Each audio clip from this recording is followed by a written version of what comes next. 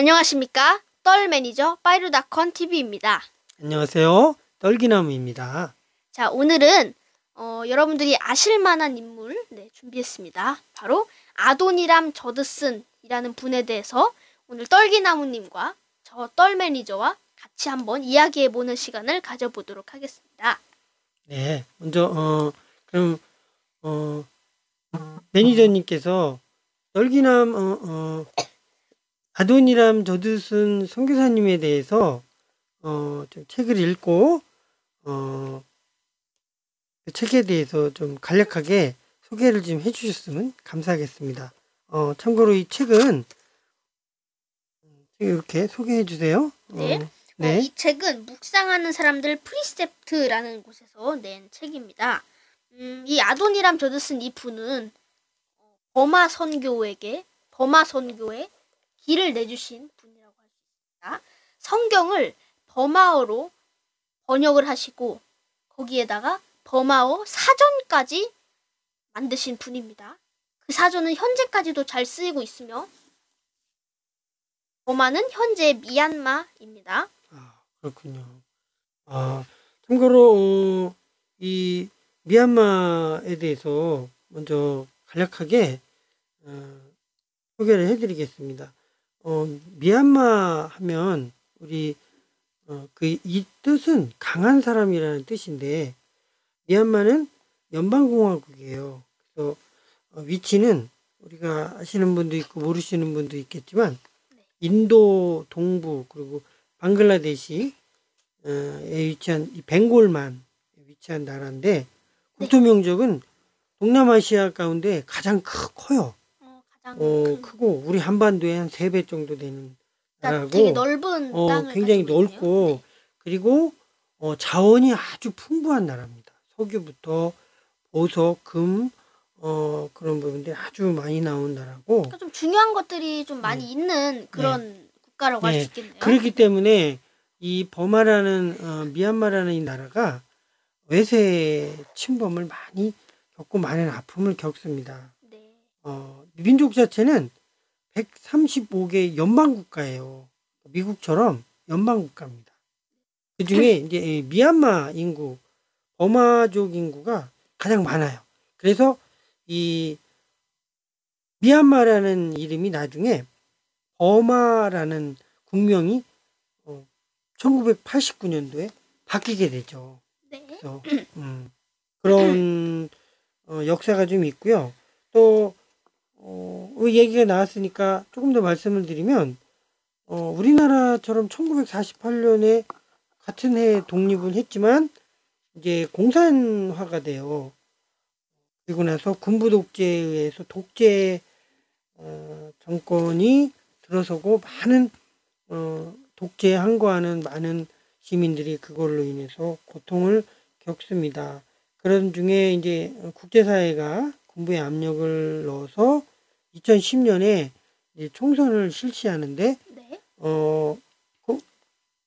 그렇지만 이제 군부가 권력을 잃어버리는 것을 두려워해서 다시 2021년 올해 2월 1일 날 민아웅 홀라임 장군에 의해 쿠데타가 일어나고 지금 현재까지 약 1000명 정도의 사망자들이 발생하고 25만 명의 난민이 발생하는 가슴 아픈 일들이 지금 현재 이 미얀마 즉 버마에서 일어나고 있습니다.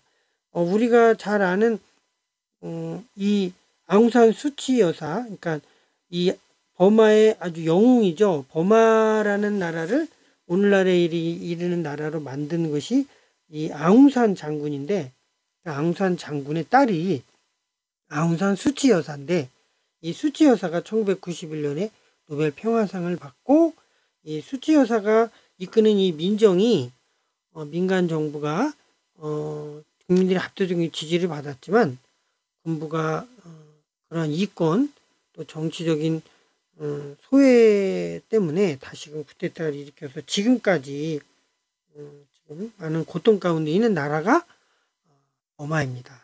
우리가 버마라는 부분 나라에 대해서 여러분들이 간략한 이해를 도왔습니다. 그럼 우리 매니저님께서 아도니람 저드슨 선교사님의 어떤 일대기 책을 읽으면서 선교사님의 일대기를 간략하게 좀 말씀을 해주셨으면 감사하겠습니다.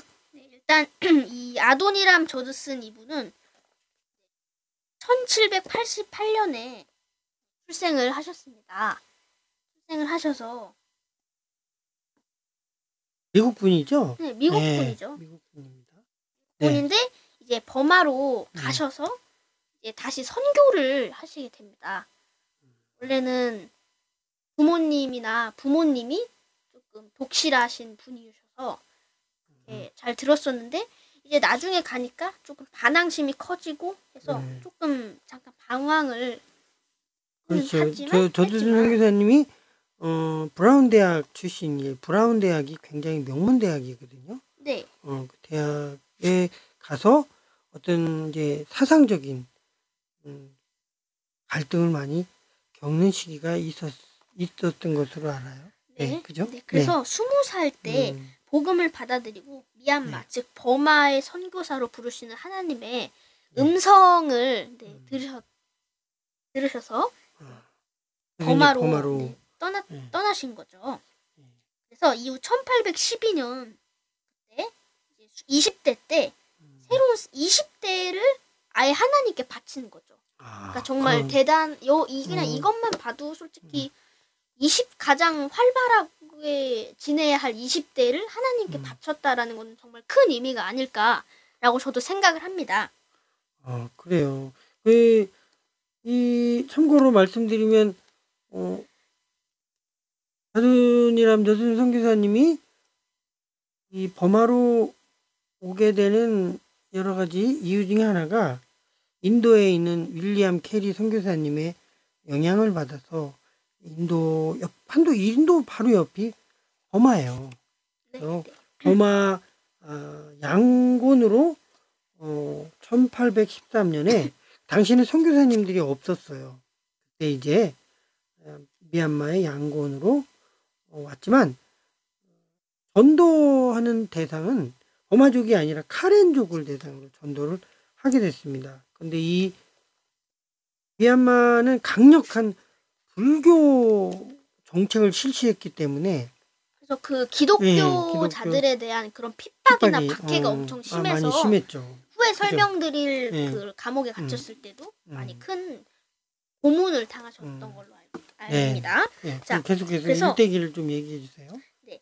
미국 선교회가 보낸 첫 번째 해외 선교사이십니다. 그래서 1813년에 버마에 도착을 하셨죠. 그래서 버마어를 익히면서 그런 버마어를 조금 배우면서 버마어에 대해서 조금 완벽하게 파악하는 시기가 조금 있으셨나 봐요. 그래서 그 사전을 만든 단어 목록이나 이런 것들을 다 편집하고 버마어 문법책을 또 쓰셨다고 합니다. 그래서 성경 번역을 시작하셨다고 합니다.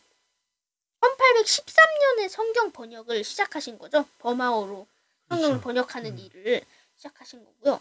근데 이게 또 성경이 이게 어마어마한 양이지 않습니까? 정말 두껍고 정말 많은 이야기들을 가지고 있는데 이것을 한 나라의 언어로 번역한다는 건 정말 쉽지 않은 일일 것 같은데요. 어려운 일이죠. 그래서 이 버마어 문법책을 쓰시고 성경 번역을 하시면서도 또 전도도 하시고 하나님을 주변으로 전하면서도 또 그렇게 하나님과의 그런 열심히 살아가셨던 분입니다. 그래서 사역을 첫 개종자를 얻은 거는 1819년, 즉 사역을 시작한 지 6년 만에 첫 개종자를 얻으신 겁니다. 정원직이라고 그러죠? 네. 6년 만에 얻으신 거죠. 그래서 이 아도니람과 이 개종자들을 아도니람 저드슨 선교사님이 많이 모으셔서 작은 학교를 만들어서 기독교 교육에도 힘을 쓰고 소책자를 만들어서 복음을 전하셨다고 합니다. 그렇게 해서 하나님을 주변으로 전하던 중에 1824년에 감옥에 갇히게 돼요. 근데 감옥에 갇히신 이유가 간첩으로 오해받아서라고 합니다. 그 얘기는 제가 잠깐 말씀드릴게요. 네. 영국이 당시에 버마 이제 인도를 통치하고 있다가 이제 옆에 있는 버마를 탐내기 시작. 버마가 자원이 많기 때문에 그래서 영국이 버마와 전쟁을 하게 됩니다.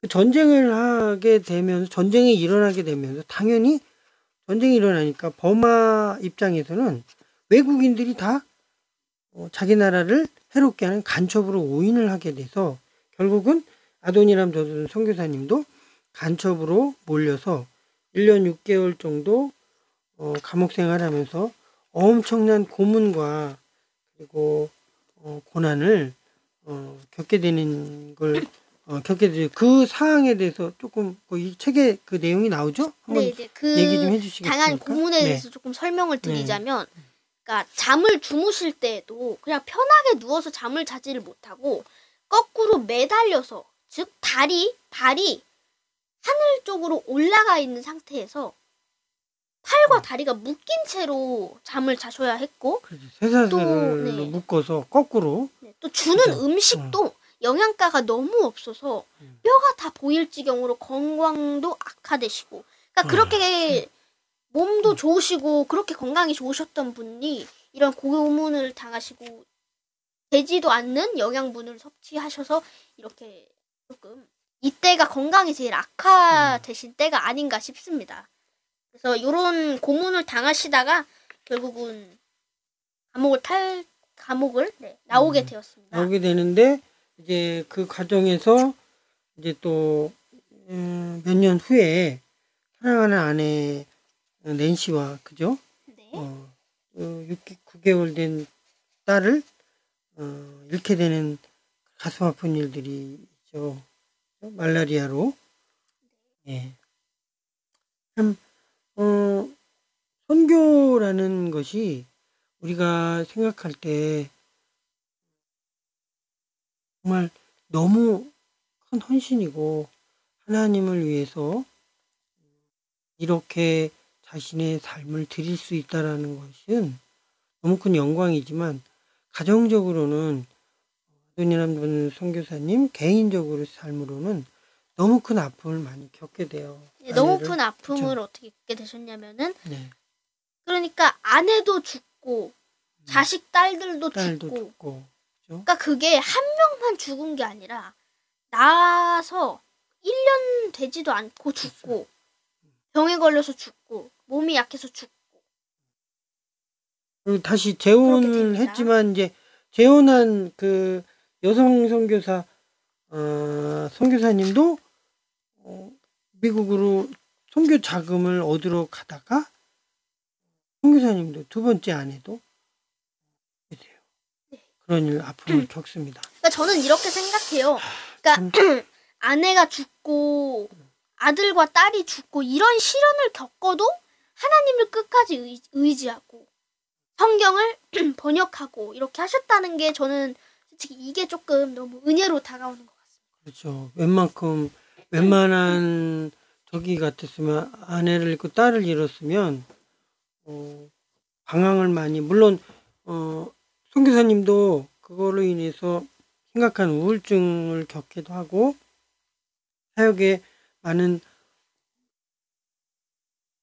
어려움을 겪게 하지만 하나님의 은혜로 선교사님이 그 사역을 포기하지 않고 끝까지 할 수 있으셨다라는 거에 대해서는 참 개인적으로 너무 큰 은혜를 받았습니다. 너무 큰 은혜죠. 저한테도 정말 큰 은혜로 다가옵니다. 네, 그래서 이런 박해를 당하고 이런 자식과 딸과 아내가 죽어도 끝까지 그렇게 하나님의 사명은 하나님의 포기하면 안 사명을 된다는 포기하지 않고 네. 끝까지 진행하시던 분이 자 아까 1813년에 네. 성경 번역을 시작하셨는데 버마어 성경을 완성한 해는 1840년입니다.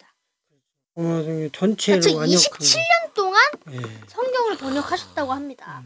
그러니까 저 같은 끈기로서는 성경을 조금 번역하다 번역을 안 했을 것 같은데 이렇게 끝까지 정말 번역을 하신 이 아도니람 저드슨 선교사님이 정말 저는 대단하다고 생각을 하고요. 결국은 버마어 성경을 완성한 뒤에도 계속 전도를 그렇죠. 하시고 하시다가 결국 버마어 사전을 만들어 달라는 제의를 받게 돼요. 그때 아도니람 조드슨 선교사님이 뭐라고 하셨냐면은 이 일은 제 일과 맞지 않는 것 같다라고 했지만 미래의 버마, 즉 미얀마로 올 선교사들을 위해서 만들어 달라라는 부탁을 다시 받게 됩니다. 그 다시 받게 되는 부탁을 거절할 수 없이 수락을 해주셨습니다. 네, 그래서 1848년인가요? 네, 1849년에 완성하셨다고 49년인가요? 나와 미얀마 있어요. 사전을 완성하고 그렇죠. 뿐만 아니라 이 조드슨 선교사님 많은 병원과 학교를 또 세워요. 네, 그리고 이제 양곤에 아도니람 조드슨 대학을 세우죠. 그게 나중에 이 내윈 정부에 의해서 지금의 양곤 대학으로 발전하게 됩니다. 발전을 그죠? 했군요. 네. 그렇게 되는 거죠. 그리고 이 선교사님의 37년 사역 수고에 의해서 74개 교회가 세워지고 7,900명의 그리스찬을 얻게 됩니다. 한 사람의 희생과 헌신, 개인적인 선교사님의 희생은 너무나 가혹했죠. 가족, 아내들을 잃고 또 선교사님 개인적으로 너무 큰 아픔을 겪고 네, 너무 또 큰 아픔을 그쵸. 겪으셨죠. 전도에 또 열매도 없는 채로 6년간 그 고독한 세월을 견디면서 끝까지 물론 전문 번역 선교사님으로 온 건 아니지만 하나님의 은혜로 전문 성경 번역 선교사의 사명을 네, 감당하시면서 그 사역을 무던히 끝까지 37년 사역을 완수하신 선교사님의 그 희생과 노고 그리고 그를 통해 살 수 있도록 은혜를 주신 하나님의 큰 승리라고 생각이 됩니다. 그리고 마지막은 어떻게 되셨죠? 제가 다시 네. 또 말씀을 드리자면 그 버마어 성경을 완성하신 해가 1840년입니다. 자, 그리고 버마어 사전을 완성하신 날은 1849년이에요. 즉 9년, 10년 만에 다시 영어 사전을 완성하셨다고 그렇죠. 합니다. 즉 다시 말하자면 이렇게 하시죠. 27년 동안 버마어로 성경을 번역하셨고 또 9년 동안 버마어 사전을 완성하셨습니다. 즉 36년을 번역하고 사전을 완성하는 일에 쓰셨다는 겁니다. 그러면서 또 전도도 하시고 사역도 하시고 그렇게 정말 많은 일들을 하셨죠. 그래서 정말 아도니람의 몸이 정말 너무 안 좋아졌다고 합니다. 이렇게 책에 나와 있는데 그렇죠. 전염병에 걸려서 말라갔다고 합니다. 그래서 깊은 잠을 자지 못했다고 해요. 그리고 이제 마지막에 조드슨 선교사님이 이제 최후가 어떻게 되죠? 네. 돌아가실 때 또 아도니람이 떠나기 전날 아도니람의 세 번째 부인 에밀리가 아도니람에게 터키 근처에 사는 몇몇 유대인들이 아바에서의 아도니람 조드슨 선교사님의 사역을 설명한 소책자를 읽고 개종했다라는 말을 듣게 됩니다. 그래서 아도니람 조드슨 선교사님이 주님을 찬양합니다. 감사할 일들이 너무 많아요. 이렇게 말씀을 하셨다고 합니다. 그래서 작은 배를 빌려서 항해를 위해서 아도니람 조드슨 선교사님이 배에 오르셨다고 합니다. 그래서 이 다음 날도 배가 에머스에 묶여 있다라는 소식을 듣고 에밀리님이 마지막 인사를 하러 강을 따라서 내려갔다라고 나와 있습니다. 2일 후인 1850년 4월 12일 금요일 아도니람 조드슨 선교사님이 버마 해안에서 멀리 떨어지지 않은 곳에서 돌아가셨습니다. 그가 너무나도 사랑했던 땅을 뒤로 하고 앞에 놓인 천국의 황금빛 해안가로 건너갔다라고 이렇게 책에는 나와 있습니다. 저는 정말 이분의 인생을 보면서 느낀 점이 정말 많습니다. 한번 간략하게 나눠보겠습니다. 네, 저는 일단은 이분을 보면서 이분의 끈기와 노력이 솔직히 너무 저는 대단하다고 생각을 했거든요. 36년을 사전 만드시고 번역하시는 데 쓰셨고, 게다가 그것만 하신 게 아니라 책자도 만드시고 전도도 하시고 그렇게 하셨다라는 말이 저는 너무 그게 은혜로웠습니다. 그래서 저도 이분 같은 삶을 한번 살아보고 싶다. 저는 가끔가다 이런 생각을 해요. 어차피 나에게 주어진 인생은 딱 한 번인데 이 딱 한 번 하나님을 위해서 열심히 살아보면 어떨까? 어차피 한 번인데 이런 생각을 가끔가다 하게 됩니다. 그러니까 이런 생각을 할 때도 있고 안 할 때도 있지만은 그래도 가끔가다 이런 위대하신 분들의 그런 업적들과 이런 것들을 보면은 저도 자연스럽게 그런 생각을 계속 하게 되는 것 같습니다. 그래요. 우리 이번 아도니람 저주신 선교사님 생애뿐만 아니라 우리 다음에는 또 매니저님이 어떤 분을 또 연구해서 발표하시겠습니까? 다음에는 일단 마틴 루터님이 마틴 루터. 조금 종교개혁. 강하고요. 그래서 그래서 여러분들과 함께 이렇게 소통하는 방식으로 또 새로운 인물들도 다시 보도록 하겠습니다. 자, 그래서 오늘 영상의 마지막으로 떨기나무님이 말씀 하나 읽어주시고 저 떨매니저가 말씀 하나 읽어주시고 영상을 마치도록 하겠습니다. 자, 떨기나무님 말씀 읽어주시죠. 저도 느낀 소감은 우리 매니저님의 의견을 잘 들었습니다. 그것처럼 저도 하나님의 사명, 하나님께서 우리에게 주신 사명은 아무리 어렵고 힘든 일이 있더라도 포기해서는 안 된다는 거. 왜냐하면 주님이 우리를 포기하지 않냐 하셨듯이 우리도 인내로 주님께서 우리에게 주신 그 소명의 끈을 끝까지 놓지 말고 해야 되겠다는 그런 감동을 받았습니다. 고린도서 15장 58절에 이런 말씀이 있습니다. 그러므로 내 사랑하는 형제들아 견실하며 흔들리지 말고 항상 주의 일에 더욱 힘쓰는 자들이 되라. 이는 너희 수고가 주 안에서 헛되지 않은 줄 압니다. 아멘. 아멘. 자, 마지막으로 구호 한번 외칠까요? 네. 아도니람 저주슨 선교사님 같은 삶을 살자. 치겠습니다. 같이 해볼까요? 네. 시작. 아도니람 저주슨 선교사님과 같은 삶을 살자. 네. 아멘. 감사합니다. 감사합니다. 이는 우리 복음이 너희에게 말로만 이른 것이 아니라 또한 능력과 성령과 큰 확신으로 된 것임이니라. 우리가 너희 가운데서 너희를 위하여 어떤 사람이 된 것은 너희가 아는 바와 같으니라. 데살로니가 전서 1장 5절 말씀입니다. 아멘. 다음에도 저희는 더 위대하신 성경 인물들을 또 찾아오겠습니다. 감사합니다.